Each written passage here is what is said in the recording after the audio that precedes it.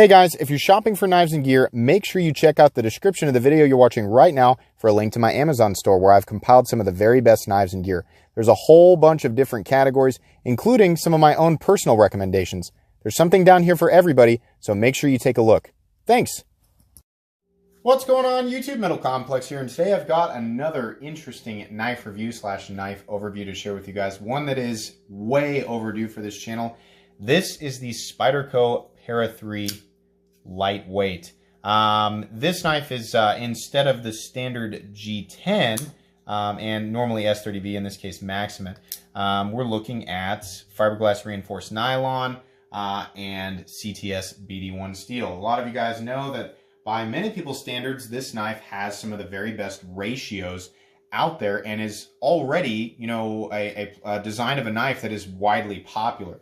This knife has been thoroughly talked about on some other channels, but I finally, thanks to my good buddy Alex, that's at arojas86 on Instagram, I finally have an opportunity to take a look at this knife. So despite my personal bias against FRN, I'm going to try and be objective about this and give you guys a fair review, because this is a very popular knife and I want to kind of look at it from all angles.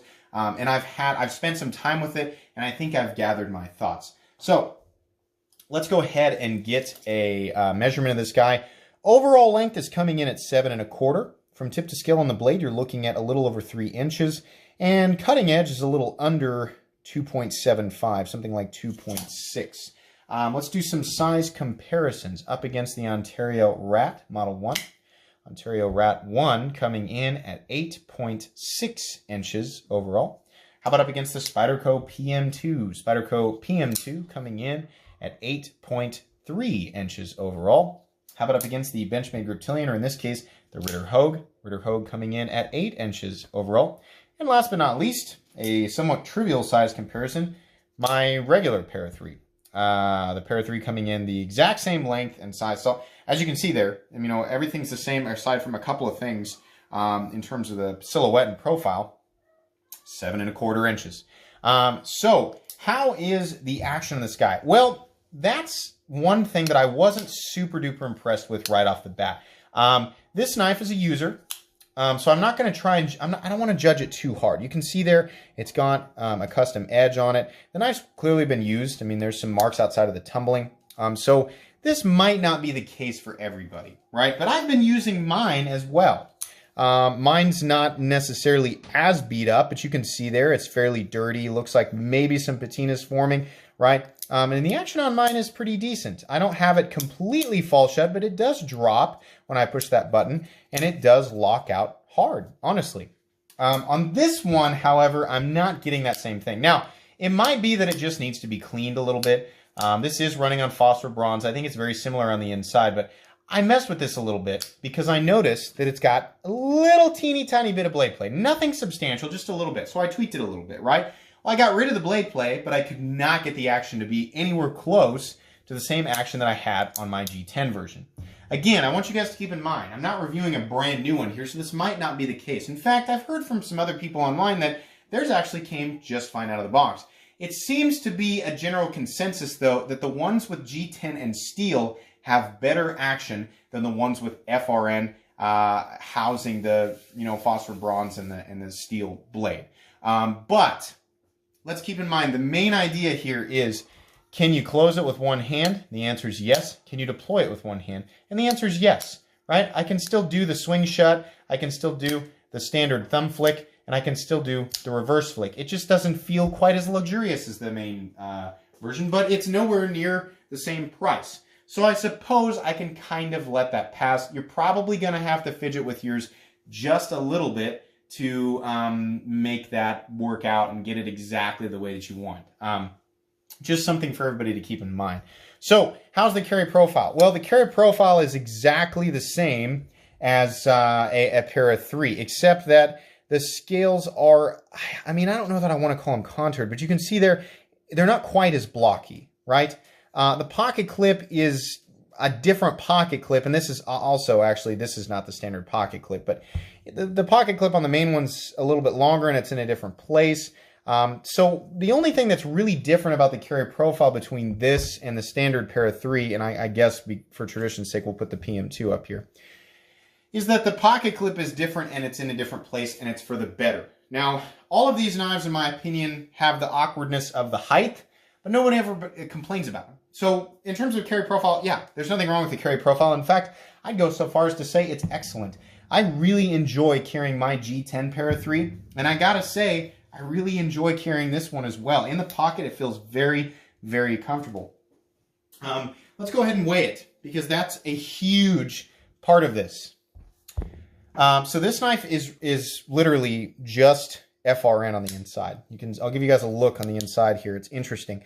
There is milling, but something that people worried about was flex on the inside of the scales because of the nature of the compression lock, right? They didn't want the thing bowing or flexing under use or when you go to disengage it, because when you push, you push on these scales, they warp a little bit easier than G10 and steel, or the combination of G10 and steel. So they went with pure FRN, right? But it's interesting that there is some pretty substantial reinforcement, not only down here in these sort of pseudo standoffs, but also, can you see, yeah, this big bump right there in the FRN? It's actually raised up. It looks like there's some added thickness on the inside there to sort of counter, I'm guessing, I don't know this for sure, I guess I could have looked the information up, to sort of counter the pressure that's created when you push against the compression lock. And at the same time, if you're really bearing down on this knife, squeezing it, I gotta say, even as hard as I can, it almost doesn't flex at all. It's honestly really impressive. This knife feels much more durable than I thought it would, and that's my honest opinion. Anyways, let's weigh it. Wow, it comes in at an unbelievable 2.4 ounces. So yeah, I know there's a lot of you out there going, I hate the cutting edge to handle ratio.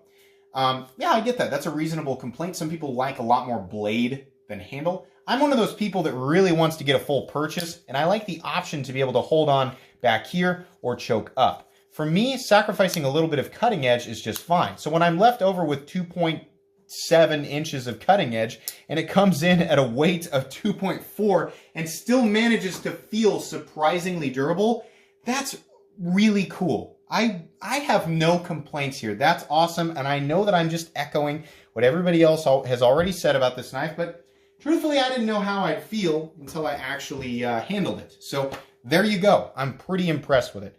Let's go ahead and do a hardware check. Go ahead and pull out my handy-dandy WIA bit selector. Blah. My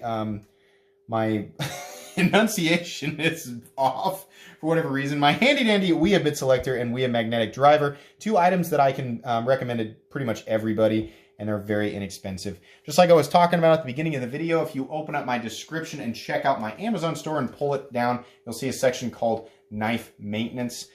These are both in there along with some other really excellent items. So you can check these out if you want to, or anything else if you've got the itch. I'm pretty sure a lot of the hardware on this guy's T8. T8 pivot, I know that because I was trying to adjust it. T8 body screw here, that's a pin, but it can actually be switched. You can see there's mountable positions for both sides. And then we have likely the stop pin is probably T6. Here, I'll let you guys see that right there. T6. We'll go ahead and get into that. Right there. Yeah. Kind of wish that screw was that loose? No, it's just my imagination. But I kind of wish that one was also T8, because it's like, why make me switch, for something that's absolutely important on the knife, right? So I don't want to strip that screw out. Not that you want to strip out any, but like, okay, say you strip out the screw on the pocket clip a little bit, like, okay, well, you probably have the pocket clip in the position that you want it in, right, already, and it's not something you necessarily have to take off. Well, in this case, actually, that's a bad example, because you would have to take the pocket clip off to completely disassemble the knife, given that there's a pin on the other side. Normally you wouldn't. In any case, I don't know, I'm going down a weird road with that. What I'm saying is just make all the hardware exactly the same size. I'm happy that the pivot and the other body screws are T8, but can we just make them all T8? I feel like that wouldn't look bad either. And isn't that the case on like the Spyderco? Let's look at this. well, this is a pin. I guess they could have done it like that. That works just fine because that just comes apart. And then, yeah, this is T8. These are all T8 body screws on like the PM2, so they could have done that. But in any case, it's not that big of a deal.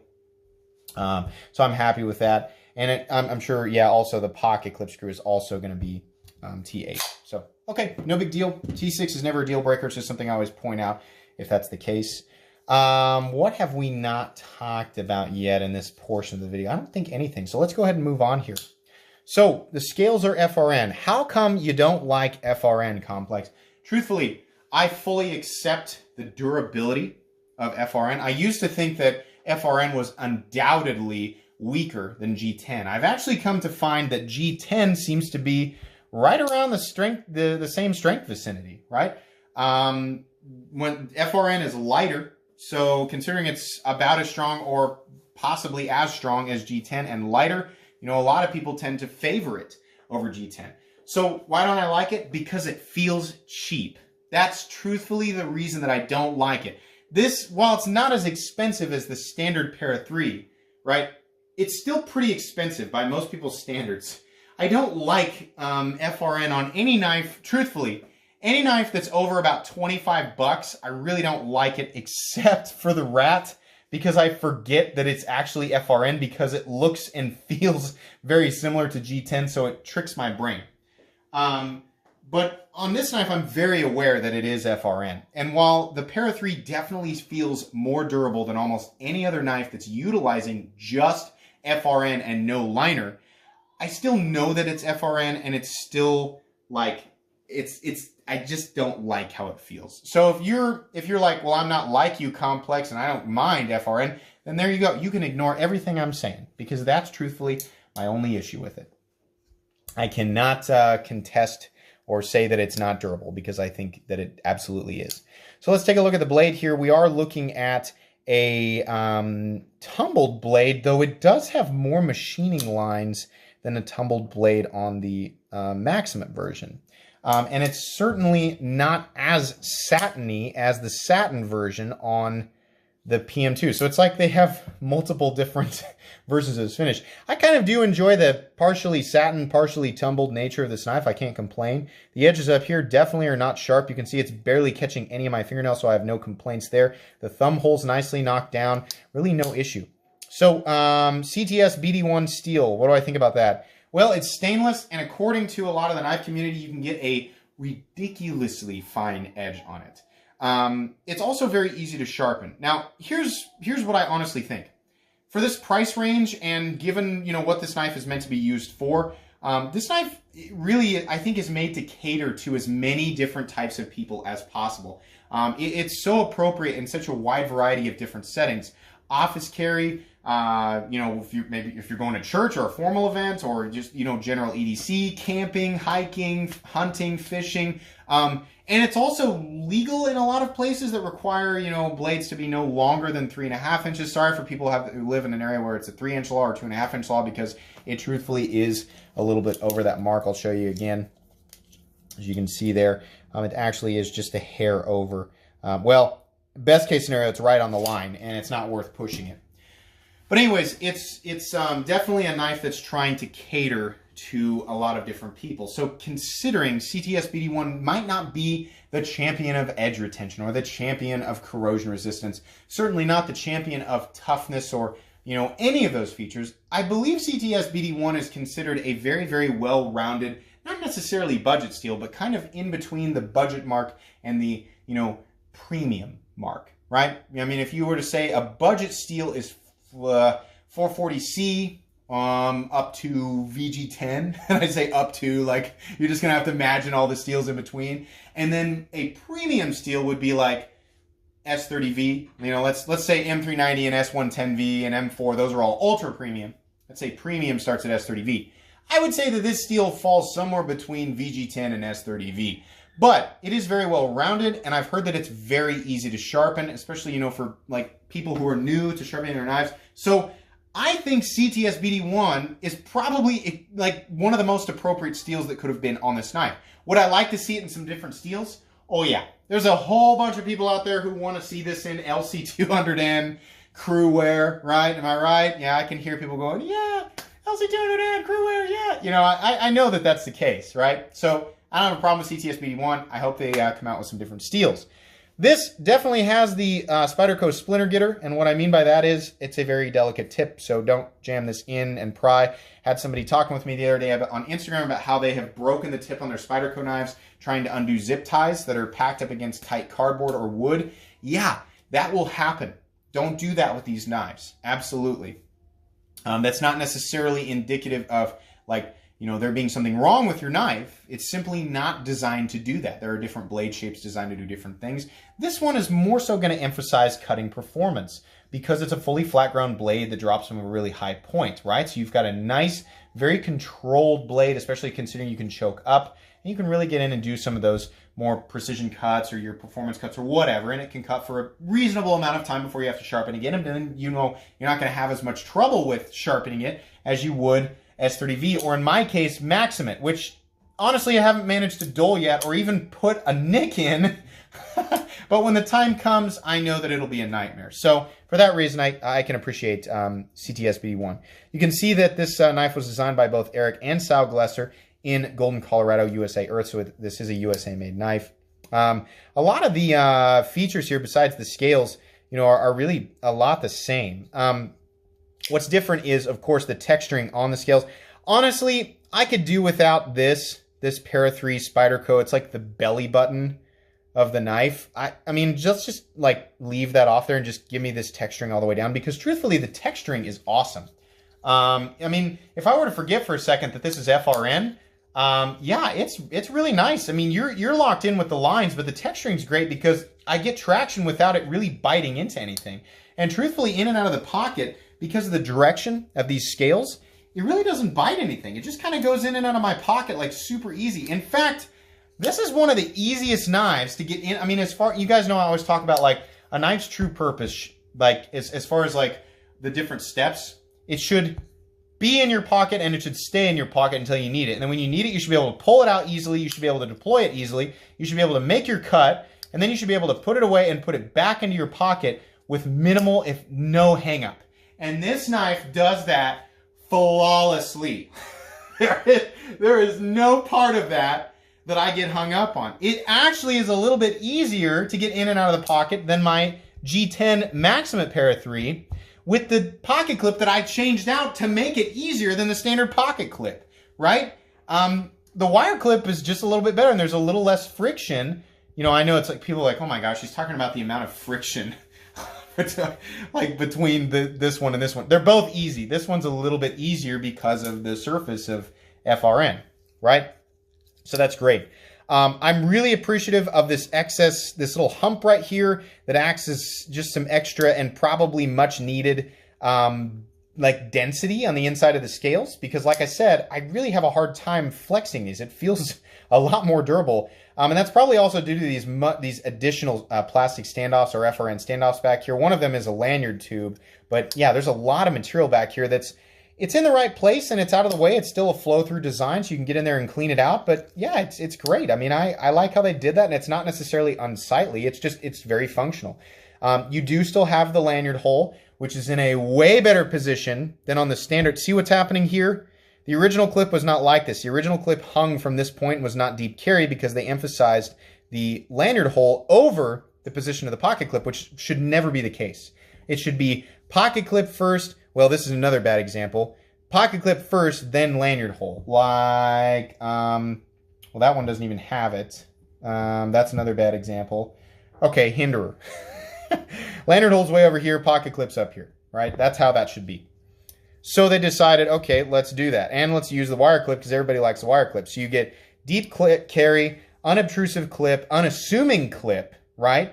Very durable, very easy to get in and out of the pocket, awesome position for your index finger, and then the lanyard hole is optimally placed over to the side for the very few people left in this knife world who still like lanyards. Not that there's anything wrong with that, there's just not as many of you than there are people like me who don't want the lanyard. The rest of this knife is very similar to the front. Just like the standard Para 3, you have the cutout there for your fingers so that you can easily access that, that compression lock, and it works perfectly. There is no up and down blade play on this knife. I don't know that I've ever experienced up and down blade play.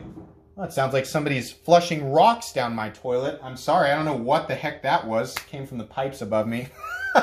But anyways, I've never experienced up and down blade play on any of my compression locks, and I've owned many more than just the ones that you're seeing here on the table. But do I have one more? Yeah, all of these are compression locks, and I have no up and down play on any of them, and none of these have blade play except for this one, and it's just slight side to side while getting not perfect action, not drop shot action, but you know, it's still manageable. You know, it's okay considering the price. If I had paid double the price, if I had paid the same thing as what I paid for my Shaman, I'd be really upset with that. But well, I didn't buy this isn't mine, but if I had, I'd be much more upset. But that wasn't the case, so I really don't have an issue with that. Everybody's got different standards. Those are my standards. So anyways, what are my complaints about this knife? Well, I just really, initially I was like, no, I don't want to like it because it's got FRN. But I'll go over my complaints. That screw is T6, and this knife is using FRN. That's it. Those are my only complaints. That is a surprising outcome even for me. The truth is that I don't have a whole lot more to say than what everybody else has been saying. This knife is one of the friendliest, most catering EDC knives that are out there. I wish that we could get these ratios with G10, but it's just the G10 version is not heavy. We'll weigh them both. I didn't do that. The G10 version is not heavy. It's just the ratios are just more impressive. And this is coming from somebody who really doesn't care as much about weight. I care more about care more about profile, right? We're looking at 3.49 versus 2.36, over an ounce difference in weight. So the strength to weight ratio, in my opinion, now whether it's factual or not, I don't know, because I don't know how to measure the exact. My opinions of the durability and strength between FRN and G10 come from a video where I literally just broke a G10 scale in half on camera and then broke an FRN scale in half on camera, and I was like, yeah, they're about the same. Obviously, that's not very scientific, but that's where my opinion comes from. So based on that, I would say the strength to weight ratio between the two, it's better on FRN. So yeah, I mean, it caters to right and left-handed people. It solved the issue with the pocket clip. It costs an appropriate amount less than the G10 version of this, and it comes in a steel that I think is just fine. And it will inevitably come. I think it's already coming out in sprint steels. So there you go. I don't like FRN, but is this knife recommendable? Yes. This is the most recommendable FRN knife that I have ever had on my channel. I probably won't pick one of these up for myself, but if you want to pick one up for yourself, you can guarantee that there will be a link for one right at the top of my description. You'll also be able to find it in my Amazon store listed under Spyderco knives and my most recommended knives. So there you go. This is an awesome knife, and thank you so much, Alex, at arojas86 on Instagram for sending this guy along. I'm very happy to finally have taken a look at it on this channel. Guys, that's going to be pretty much it for today. So if you enjoyed this video, please leave a like. If you'd like to check out my other content, I do, of course, have lots of videos of knives that are either expensive or inexpensive that I do or don't like. So check those out. And if you enjoy all my content, go ahead and click on this Metal Complex logo right here and subscribe, because there's definitely more coming. Thanks again for watching, everybody, and have a great day.